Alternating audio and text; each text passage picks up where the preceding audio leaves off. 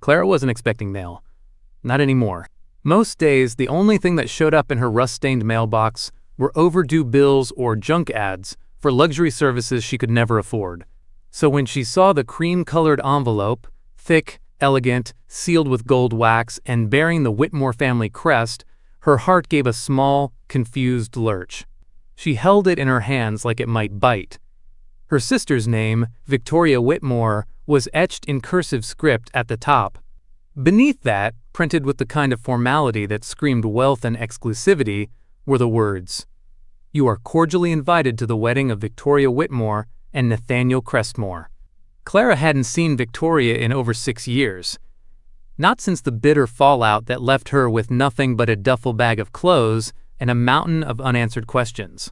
She remembered the way her sister had looked at her that day, like she was a stain on the family name, like she didn't belong. So why now? Why this invitation? The words on the page didn't warm her, they chilled her. There was no note, no apology, no explanation. Just directions to a grand estate she'd never visited, and a dress code that read, "Formal attire, black tie preferred." Clara stared at the paper like it might change if she blinked hard enough. She turned it over again and again as if some secret message might reveal itself, but all she found was silence. The kind of silence that presses in around you when someone's trying to remind you of your place. The irony wasn't lost on her. How she, the so-called failure, had worked double shifts for years just to afford rent in a one-bedroom apartment, while Victoria had gone on to become everything the Whitmore name demanded: rich, polished, untouchable. Clara should have tossed the invite in the trash. Pride told her to, but curiosity whispered something else. What if there was more to this? What if the invitation wasn't an olive branch, but a loaded trap? She stared out the window of her modest apartment, where a single pot of wilting flowers clung to life. The city buzzed around her, but inside her chest it was quiet. After a long pause, Clara folded the invitation neatly and slid it back into the envelope. She would go. Not for reconciliation, not even for closure, but because part of her, buried beneath all the wounds, still wanted to look her sister in the eye and ask, "Why me? Why now?" Whatever this wedding was really about, Clara knew one thing for sure. She was walking straight into the lion's den, and this time, she wouldn't be the one running away. Clara had never felt more out of place than she did standing at the gates of the Whitmore Crestmore estate, a sprawling mansion nestled on a hill so polished it looked like it had never known bad weather or bad people. The iron gates opened slowly, like jaws yawning wide to swallow her whole. She adjusted the hem of her pale blue dress, the nicest one she owned, ironed crisp the night before. It was simple, vintage, with lace trim at the sleeves and a small snag near the waist she'd tried to stitch up. Next to the sea of designer gowns and tailored tuxedos flowing from Blacktown cars and private limousines, Clara looked like she'd stepped out of a different century. Or worse, a different tax bracket. She clutched her thrifted handbag a little tighter and walked in. The estate was a vision of opulence. Marble fountains, champagne towers, string quartets playing under golden chandeliers suspended from the outdoor canopy. Everywhere she turned, people wore wealth like armor, sparkling, sneering armor. Clara's heels clicked nervously against the polished stone path as she made her way past manicured hedges and trays of hors d'oeuvres she couldn't pronounce. Guests glanced her way, some with idle curiosity, most with thinly veiled disdain, the kind of look that said, "Who let the help wander in?" But it was at the reception tent, beneath a canopy of white silk and wisteria vines, where the true sting came. Her place card wasn't near the family table. It wasn't even on the second tier, where old-school friends and business partners sat. No, Clara had been seated at table 17, tucked behind a floral display so tall it nearly blocked her view of the altar. The only other guests at her table were a couple of elderly cousins she barely remembered, and someone who had mistaken the seat for the coat check. As she took her place quietly, waiters passed by with practiced elegance, never meeting her eye. Then came the toast. Victoria, flawless in a diamond-encrusted gown that shimmered with every camera flash, took the stage with her future husband at her side. The microphone caught her voice perfectly as she scanned the crowd and smiled like royalty. "To family," Victoria said, raising her glass. "To the people who stood by me through everything, and to those who surprised me by showing up today." Her eyes flicked to Clara for just a second, a laser-guided insult wrapped in a smile. The room chuckled lightly. Clara didn't blink. Her knuckles whitened around the stem of her glass, but she didn't look away. She wouldn't give them the satisfaction of seeing her break. But inside, she could feel that familiar ache, the one that came from being reminded yet again that no matter how far she'd come, they still saw her as the outcast. The charity case. The girl with no place at the table. She thought for a moment of slipping away. Her cab was still parked down the road. No one would notice. She could vanish before the first dance and pretend this had never happened. But something in her, pride perhaps, or a hunger for truth, rooted her to that chair. Let them look. Let them whisper. She had survived worse than this, and she had a feeling the worst, or perhaps the best, was still to come. The music swelled. Guests rose as Victoria began her walk down the aisle, each step deliberate, the train of her glittering gown sweeping across imported rose petals. Her diamond-studded veil shimmered like a crown of frost beneath the garden lights. It was theatrical, flawless, just like she wanted. Clara remained seated at the back, a muted witness to a performance that was never meant to include her. The pews were lined with influencers, minor royals, and media moguls, all angled just so for the perfect photo op cameras clicked. Strings played a sweeping waltz. The officiant cleared his throat. Victoria reached the altar and took the hand of the man she claimed to love. Gregory Langford, son of a real estate empire, grinning in his tailored tux like he'd just sealed a billion-dollar deal. Clara studied his smile, perfectly rehearsed. Something about him had always felt hollow, like a man who shook hands with his eyes closed. The officiant raised his book. "Dearly beloved." Then, chaos. A voice rang out like a gunshot across the aisle. "This wedding is a lie." All heads turned. Gasps rippled like dominoes. A man, young, tall, disheveled in a suit that had clearly been slept in, strode down the aisle with fire in his eyes and a weathered envelope in his hand. He looked like someone who didn't belong in a place like this, which made him, at that moment, the most honest man in the room. Victoria froze, color draining from her cheeks. Gregory's grin faltered. Security moved, but the man held up a hand. "Try it, and I'll make this public," he warned, waving a folder thick with documents. "I'm Daniel Cross," he announced, turning to the crowd, "and I was engaged to Victoria Whitmore until 3 months ago. That man," he pointed to Gregory, "is not who he says he is. He's a fraud." Laughter stuttered into stunned silence. The officiant closed his book with trembling hands. Victoria took a step forward. "Daniel, what are you—" "No," Daniel snapped. "Don't play innocent. You ended things with me after our father's lawyer contacted you. The lawyer who told you Clara had a sealed inheritance left in her name. This entire wedding? It's a setup. A con." Clara's heart kicked in her chest. "What?" Heads whipped toward her. Confusion twisted into curiosity.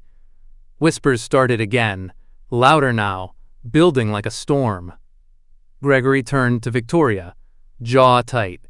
"You said she didn't know." "She wasn't supposed to," Victoria hissed, forgetting herself. Forgetting, perhaps, the hundreds of eyes now locked on her. The illusion shattered. Daniel pulled a folded letter from his jacket. "This is from your father's estate, dated a year before his death. It names Clara Whitmore as the heir to the True Family Trust. Not Victoria, not you, Clara." Clara stood slowly. The blood had drained from her face, but her spine was straight as steel. "What trust?" Daniel's gaze softened when it landed on her. "He never told you. Of course he didn't." Victoria's veil fluttered in the wind, a ghost of her crumbling fairy tale. "That's enough," she snapped, voice cracking. But it wasn't enough. Not nearly. Because now, Clara wasn't just a poor sister seated at the back. She was the key to everything. And the ceremony? It was no longer a wedding. It was a reckoning. Clara stood frozen at the back of the aisle, her breath caught somewhere between fury and disbelief. The guests, moments ago murmuring about florals and couture, now watched her with sharpened curiosity, like predators scenting blood in the water. Daniel stepped forward, his voice clear despite the tension clinging to every corner of the ceremony. He held up the letter, aged paper sealed with the crimson wax of the Whitmore family crest.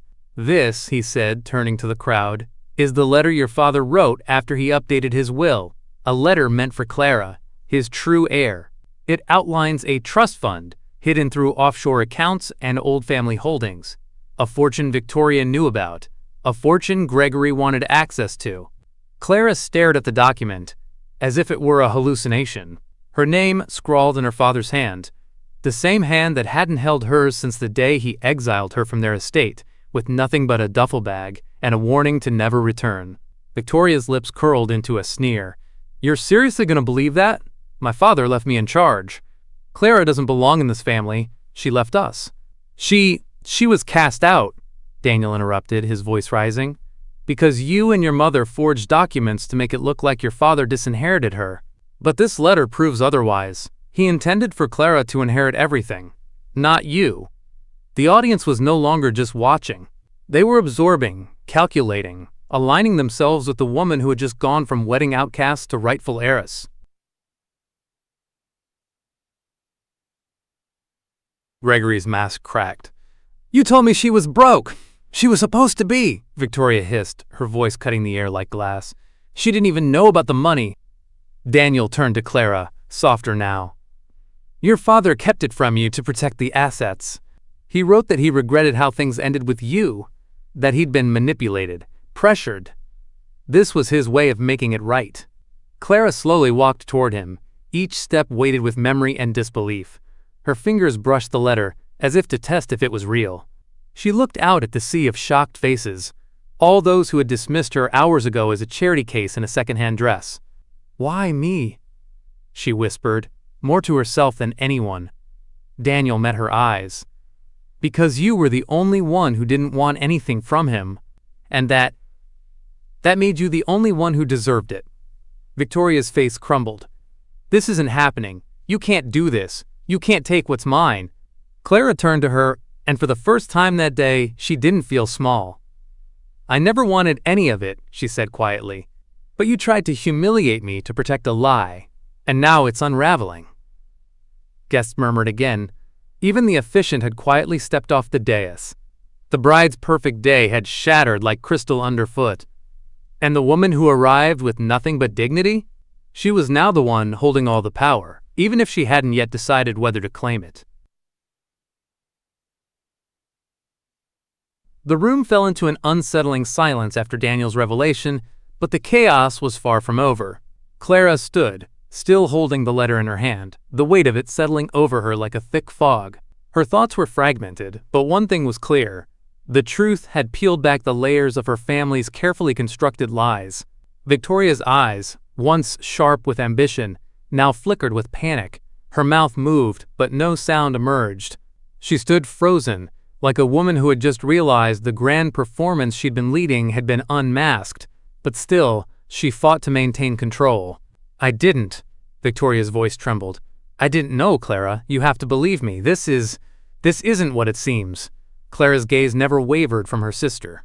The woman who had humiliated her, mocked her, and driven her away for years was now standing before her, unraveling under the weight of her own deception. A sickly sweet perfume clung to her, masking the bitter scent of lies that now hung heavy in the air. "You didn't know?" Clara repeated, her voice a whisper but biting with the venom of years of quiet suffering. "You didn't know you were conspiring to betray me, to destroy everything our father left behind, all for your own gain?" Victoria's face flushed, a deep shade of crimson that mirrored the stain of her actions. She turned her eyes to Gregory, who stood beside her, his smug composure slipping for the first time. "I didn't know what to do," Victoria continued, her voice desperate. I thought if I married Gregory I could restore everything we lost. Our status, Our name. This family." Her breath hitched. "We lost everything when Father died. You don't understand." Clara shook her head. "No, you don't understand. You lost everything because you chose greed. You chose him over and over, and in doing so, you chose betrayal. You've spent years believing that I was the reason we didn't have what we did before, but you've always been the one trying to buy your way back into a life you never earned." Victoria's lip quivered, but she couldn't find the words to defend herself. Clara's anger swelled, not just for what had been done to her, but for the bitterness that had poisoned the very relationship that had once felt like family. "I trusted you," Clara said, a hint of disbelief in her voice. "You were my sister. You were the one person I thought I could always count on. But you used me. You manipulated me into thinking I was nothing, while you plotted behind my back." Gregory stepped forward, trying to regain control of the situation. "Victoria had no choice," he said, his voice smoother than ever but thin with anxiety. "We were both under pressure. The family needed a savior, someone who could bring the fortune back. And it wasn't her fault that you've been left out of the will. We had no other choice." Clara's eyes flashed with fury as she turned toward him. "No other choice? You chose to make me your pawn. You groomed Victoria to betray me from the beginning, didn't you? You convinced her that I was nothing but an obstacle, that she had to get rid of me to get her hands on what she thought was hers." Gregory tried to smile, but it was strained, a gesture far too rehearsed. "You don't understand the pressures we were under. We had to play the game the way it was set up." "But the game wasn't set up for me," Clara spat. "It was set up for you, Victoria. You and your fiancé were playing with me like I was a pawn on a chessboard." Daniel, who had been quietly observing, now spoke with a deep, raw intensity. "Clara's right. You were being played. Victoria, you were manipulated into this. Gregory wasn't after you. He was after her inheritance, and you were too blinded by your desire to climb back into the life you thought you lost to see it." Victoria recoiled as though struck. Her chest rose and fell with each ragged breath, her composure evaporating. "I thought I was doing the right thing," she whispered, her voice cracking. "I didn't have anyone else. I didn't want to lose the life I had, the life I thought I deserved." Clara's heart clenched at the fragility in her sister's voice, but the anger still burned brightly within her. "You didn't lose anything. You threw it away. You destroyed us both." Victoria stumbled back, her hand trembling as she reached for Gregory's arm. "You have to believe me," she pleaded, but there was no one left in the room who would listen. The carefully crafted illusion of her innocence had shattered, and in its place was only the wreckage of her deceit. Clara stood tall, watching as her sister's world crumbled at her feet.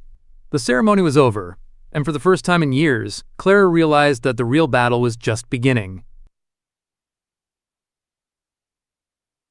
As the room continued to buzz with whispered conversations and shocked murmurs, Clara felt her heart pounding in her chest. It was hard to breathe amidst the chaos, but her mind raced, piecing together the fractured events. As the guests began to leave the wedding hall, Clara remained standing, clutching the letter from her father in her hand, still trying to process the truth of what had just been revealed. Her eyes scanned the crowd, seeking out anyone who might shed light on the crumbling narrative. That's when her gaze landed on Rachel, the maid of honor. Rachel had been a quiet presence at the wedding, always a step behind Victoria, her eyes flashing with quick smiles and polite nods, a figure designed to remain in the background. But now Clara noticed something was off.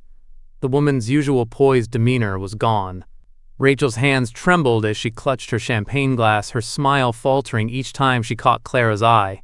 It was as if a dark cloud had descended over her, and Clara could almost taste the guilt in the air. She watched as Rachel excused herself, retreating to a corner of the room. Clara's instincts kicked in. There was something there, something she hadn't noticed before. Making her way across the hall, Clara approached Rachel, who seemed to shrink further under her gaze, eyes darting nervously toward the exit. "Rachel," Clara said, her voice quiet but firm, "is there something you want to tell me?" Rachel stiffened but didn't turn to face her. The champagne glass shook slightly in her hands, and Clara could see her lips tightening as though she were struggling to hold back a truth too dangerous to reveal. Clara's patience wore thin. "Look, I'm done pretending. I know there's something more going on here. So why don't you just tell me? Rachel flinched at the force in Clara's voice, but she still didn't speak. Clara reached into her bag, pulling out her phone, and scrolled through it quickly before holding it up. The screen displayed a photo. Rachel and Gregory caught in an intimate embrace, a moment far too private for anyone but them to witness. The photo was taken not long before the engagement, and there was no mistaking the passion in their eyes. Rachel's eyes widened in horror as she saw the image. She went pale, then stumbled back, knocking over a glass of wine that spilled across the table, the red liquid staining the pristine white cloth. "No." Rachel's voice was a whisper, trembling with fear. "How did you get that?" Clara stepped forward, her eyes narrowing. "Does Victoria know? About this affair between you and her fiancé?" Rachel's shoulders sagged, and she lowered her head, her tears threatening to spill. "She doesn't. She can't know. Victoria's been my best friend since college. She trusted me. She trusted him. I never meant for this to happen." Clara's mind raced, the pieces falling into place with horrifying clarity. Rachel hadn't just been the maid of honor. She had been another pawn in the game, an unwilling participant in Victoria's downward spiral. But Rachel hadn't just been caught in the crossfire. She'd been the very catalyst that brought down her sister's empire of lies. "How long has this been going on?" Clara asked, her voice steady despite the storm brewing inside her. Rachel swallowed hard, guilt written all over her face. "A year, maybe longer. I didn't know at first, but then we just couldn't stop." She wiped at her eyes, clearly torn. "I thought maybe I could leave him. I thought maybe things would be different, but..." Clara stepped back, her mind swirling. The betrayal was thick in the air now, a heavy, suffocating blanket of deceit. Rachel wasn't just caught in the chaos of this wedding, she was part of it. Just as complicit as Victoria and Gregory. The revelation hit Clara with a sickening thud. "You didn't just betray her, Rachel. You betrayed me too. All of us." Clara's voice cut through the air, the hurt evident. "You watched her fall deeper into this, knowing the truth, knowing what was happening with Gregory, and still, you stood by her side like everything was normal." Rachel's eyes darted to the floor, too ashamed to meet Clara's gaze. "I didn't want to hurt her," she whispered, the weight of her actions sinking in. "I'm sorry, I'm so sorry." Clara exhaled sharply. The lies weren't just between her and Victoria. They went deeper, entangling everyone who had ever been close to the Whitmore family. The web was vast, and she was only beginning to untangle it.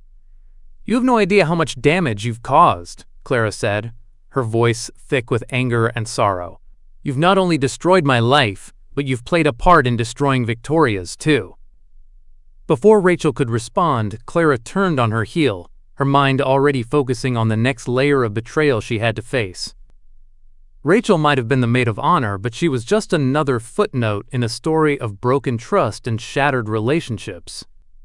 The real question Clara needed to ask herself now was, how far was she willing to go to expose the rest of the lies?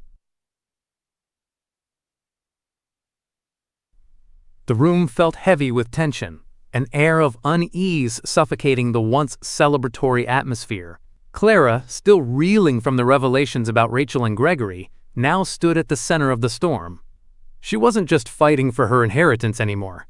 She was fighting for her father's legacy, for the truth of her place in the Whitmore family. As the wedding guests began to filter out, whispers lingering in the air like smoke, Clara moved to a quiet corner of the hall. The sound of heels clicking against the marble floor sharpened the silence. She could feel her heart pounding in her chest, her hands trembling slightly as she gripped the letter her father had left her, the one that named her as the rightful heir to the hidden trust.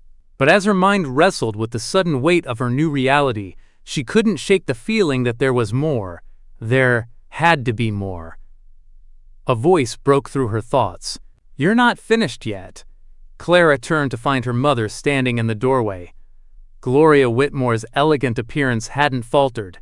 Her perfectly coiffed hair, her immaculate dress, and the cool, calculating glint in her eyes, she still looked every bit the socialite who had once been the queen of this estate. But Clara knew the truth now. Her mother wasn't just a bystander in this web of lies. She was an architect. "What do you want, Mother?" Clara asked, her voice thick with the weight of everything she'd just uncovered. Gloria stepped into the room with the poise of someone who knew she still held power. "I don't want anything, darling. I'm merely offering a bit of advice." Clara raised an eyebrow. "Advice? After everything you've done?" "You've always been too eager to judge me, Clara," Gloria said coolly, her tone smooth as velvet. "But there's something you still don't understand about this family. About me." Clara clenched her jaw. "What don't I understand exactly?" Gloria took a slow step forward, her expression shifting from cold to almost pitying. "You've been given that letter from your father, haven't you? The one that supposedly makes you the sole heir to his fortune." She paused, letting the words hang in the air. "But what you don't know is that there's another letter. A letter that your father wrote before that one." Clara's breath hitched. "What do you mean? Another letter?" Gloria smiled tightly. "Your father wasn't a man of simple decisions. He was a man of nuance. That letter of his, the one he left for you, was not his final word." Clara's mind reeled. She could feel the ground beneath her feet starting to crack. "Where is it? Where's this so-called final word?" Her mother's gaze turned to the wall, as if recalling a distant memory. "It's hidden. The true will was never meant to be found. You've been led to believe that your father intended for you to inherit it all, but he didn't." Clara stepped back, feeling the weight of the truth hit her like a punch to the gut. "So all of this was a lie?" she whispered, her voice trembling with disbelief. "The letter, the inheritance, everything?" "Not everything," Gloria corrected with a bitter smile. "You were always meant to be part of the family, Clara, but not as the one in charge. Victoria was meant to carry on the legacy. She's the one who's always had the true birthright." Clara's world seemed to spin, her vision narrowing as anger rose in her chest. "So you're telling me that my entire existence, my entire connection to this family has been a lie?" Gloria's eyes flickered with something close to regret, but she quickly masked it with her usual aloof demeanor. "It wasn't always like that. Your father's plan changed. After you were cast out, we had no choice but to adjust." Clara's stomach churned. "You didn't just cast me out, you erased me." Gloria took another step closer, her voice softening, but the cold edge never left her words. "Sometimes, a mother has to do what's necessary to protect her family. You're not a child anymore, Clara. This is the reality. There's a reason Victoria is the one getting married today, not you. There's a reason she was always the heir." "No," Clara snapped, the truth finally dawning on her. "Victoria never deserved it. She didn't earn it. She used me, used us." Gloria reached into the folds of her elegant dress, producing a small, worn envelope. The wax seal was unmistakable. It was from her father. Clara took it with shaking hands, but before she could open it, her mother's voice stopped her. "You're going to see that I was right, Clara.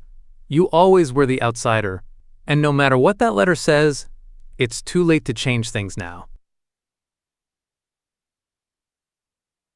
With those final words, Gloria turned and walked away, leaving Clara standing in the silence of the grand hall, the heavy weight of the envelope now burning in her hand. Clara opened it, her fingers trembling. Inside was a handwritten note.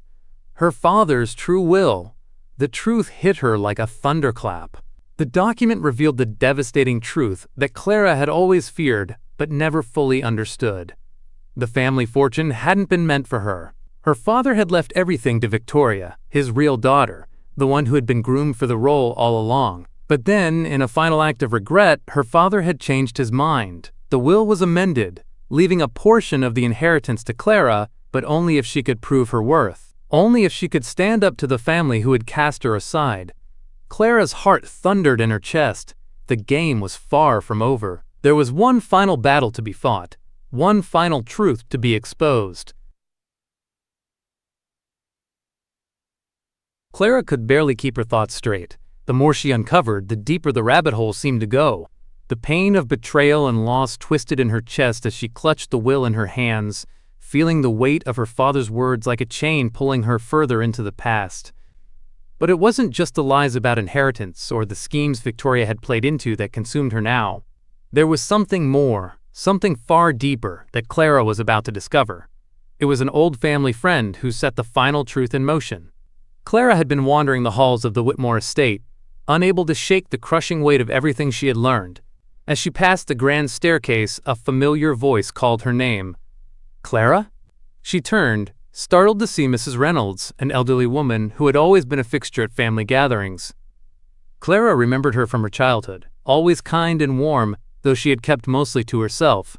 Mrs. Reynolds had been like a second grandmother to Clara, though in truth she had never really understood her connection to the family. Mrs. Reynolds, Clara said softly, wiping away a tear she hadn't noticed falling. What are you doing here? The older woman, her silver hair pulled back in a neat bun, stepped toward Clara, her expression more serious than Clara had ever seen. I need to speak with you, dear. It's time you knew the truth. Clara frowned. What truth? Mrs. Reynolds hesitated, glancing around to make sure no one was near. Come with me.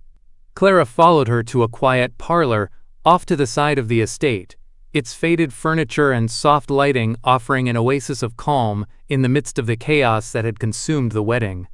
Mrs. Reynolds took a seat on one of the chairs, her hands folded neatly in her lap, and motioned for Clara to sit opposite her.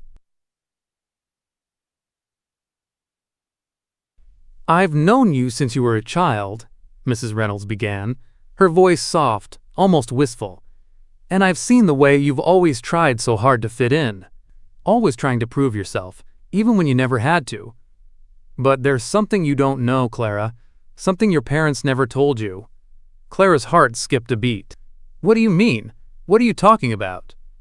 Mrs. Reynolds sighed, her eyes clouding with a mix of sadness and regret. Clara, you weren't born into this family. Clara froze. What? You were adopted, she continued gently. When you were just a baby, your real mother left you at a hospital. Your father found you, and they took you in.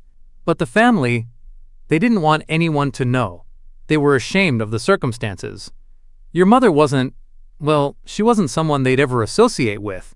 Clara's blood ran cold. No, that can't be true.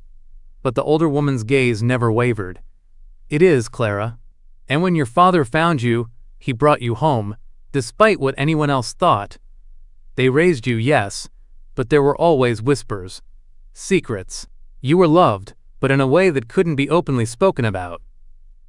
Clara's mind raced. Her world had just tilted on its axis. She was adopted, but the pain of that truth didn't come from the discovery itself. No, it came from the fact that she had spent her entire life struggling to be part of a family that never truly saw her as their own. I don't understand, Clara whispered, barely able to breathe. Why didn't they tell me? Why didn't anyone tell me the truth? Mrs. Reynolds reached out, placing a gentle hand on Clara's. Because they wanted to protect you. But they also wanted to protect themselves. It wasn't just about keeping the truth from you, it was about keeping up appearances. The Whitmore name, the legacy, all of that meant more to them than you ever did. Clara's chest tightened. She had never truly belonged, not in the way she had always hoped. Every rejection, every cold shoulder, now made sense, but it didn't make the pain any less. I thought I was part of this family, Clara said, her voice breaking. I thought my father loved me. Mrs. Reynolds nodded sadly. He did, Clara. He loved you in his own way. But there were things about your birth and your mother that he never could reconcile. It wasn't until much later that he came to regret the way they treated you. Clara's eyes filled with tears. So all this time, I've been nothing more than a secret? The word felt like a weight in her mouth. The older woman's voice grew softer, filled with sorrow. Not a secret, dear. You were always loved, but you were also always seen as separate. The Whitmores wanted the perfect family image, and you were never part of their ideal. Clara took a deep breath, trying to steady herself.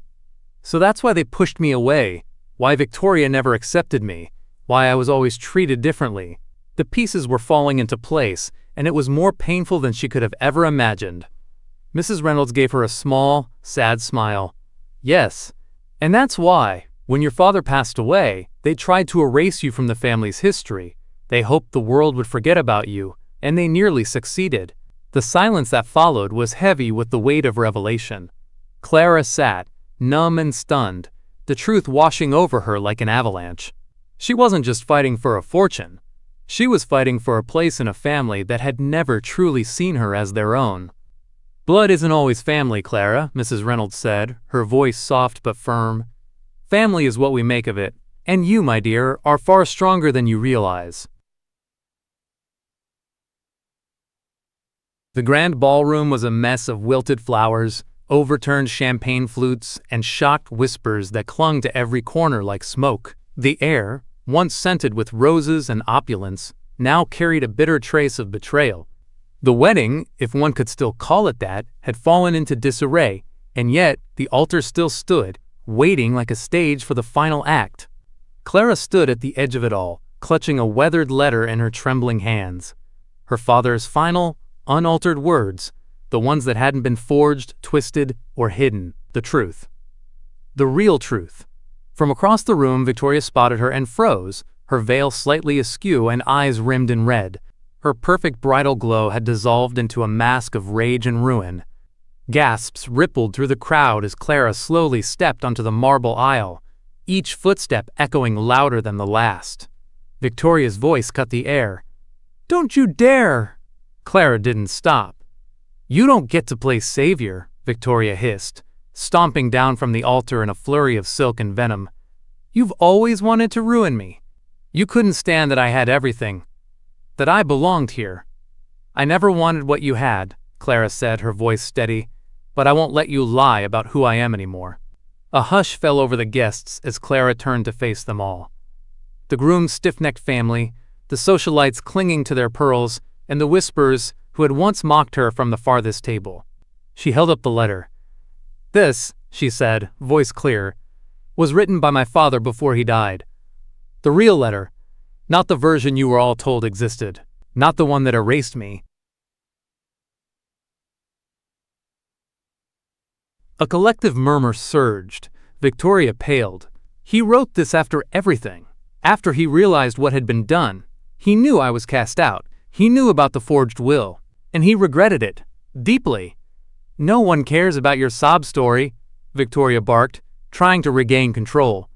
"You were always the outsider, Clara. Always second best. Dad knew that. Everyone did." Clara turned toward her, and for the first time there was no anger in her eyes. Just truth. "Then why did he leave everything to me?" Victoria's mouth fell open. "He called me his legacy," Clara said softly, "because I reminded him of who he used to be, before the money, before the games, not by blood, but by heart. You, Victoria, were trying to win a fortune. I was never trying to win anything. I just wanted to be seen." Victoria's lip curled. "You don't belong here." Clara glanced around the room, at the guests who had turned their heads away from her in shame, many of whom now stared in stunned silence. "You're right," she said quietly. "I don't. Not because I'm not good enough, but because I finally know I am." She unfolded the letter, hands steady now, and read aloud the final paragraph, her voice unwavering. "Clara, I was wrong. I let others convince me you were less because of where you came from. But you are the only one who has ever shown me what family truly means. I leave everything to you, not because of obligation, but because I finally see who you really are, and I'm sorry it took me so long." Silence. Thick. Final. Clara looked up and met Victoria's eyes. "You didn't lose this wedding because of me. You lost it because you never once asked yourself who you had become." With that, she turned, not with triumph, but with grace. The guests parted as she passed, no longer whispering, no longer laughing. Somewhere behind her, the groom had slipped away. The maid of honor stood stone still, mascara streaking down her cheeks. And Victoria? Victoria remained by the altar, bouquet crushed in her fists, surrounded by a wreckage of her own making. Clara stepped out of the ballroom and into the light. The late afternoon sun spilled golden light across the estate's sprawling lawn as Clara stepped outside, the heavy doors of the ballroom closing behind her like the final page of a painful chapter. She inhaled deeply, the first breath in days that didn't feel like it belonged to someone else's life. Birdsong fluttered through the air, delicate and unbothered by the chaos left inside. The wedding that was meant to flaunt Victoria's triumph had collapsed beneath its own lies, and Clara had survived the storm without ever raising her voice. She stood alone beneath an old sycamore tree at the edge of the property, the same one she'd played under as a child while Victoria had posed for family portraits. The worn envelope still sat in her pocket, her father's final letter, no longer a weapon but a compass pointing her back to herself. For the first time she let herself feel the full weight of it all, the humiliation, the betrayal, the slow erosion of worth that began long before this day, planted in whispered comparisons, cold shoulders, and the years spent being reminded she was, quote, less than. But today, she had ended that story. A soft voice broke her reverie. Clara? It was Mrs. Dobbins, the family's former housekeeper. Her eyes were rimmed with tears, but there was warmth there too. A quiet pride. Your father would be proud of the woman you've become. Clara nodded. Maybe, but more importantly, I'm proud of me. From the corner of her eye, she could see some guests filtering out of the mansion, heads lowered, conversations hushed. No one approached her. Not Victoria, not the groom, not even the mother who had helped forge the lie that stole her place in the family. And she was fine with that. Clara reached into her clutch and pulled out the check her lawyer had just handed her, the first installment of the trust her father had left behind. It was more money than she had ever seen in her life, and yet it wasn't what made her feel rich. Because for the first time she saw her own worth had never been tied to a bank account or a bloodline. It was in the way she had walked through a fire of shame and still stood tall, and how she had chosen truth over vengeance. In the way her voice, once silenced by judgment, now carried weight. She folded the check and slipped it back into her bag, already knowing she wouldn't be using it to buy a mansion or join an exclusive club. Her dreams were simpler, but real. A community center for women like her. Scholarships for girls who'd been told they weren't enough. A small bookstore where every volume held a story of survival. As she made her way down the gravel path toward the front gate, the heels she had borrowed from a friend clicked steadily beneath her. Each step was a quiet rebellion. A declaration. She had walked into the wedding with nothing. No power, no allies, no promises. But she walked away with everything that mattered. Clarity, dignity, peace, and the unshakable knowledge that true wealth is not counted in applause, diamonds, or nameplates, but in knowing who you are when no one is clapping. The gate creaked open. Clara didn't look back.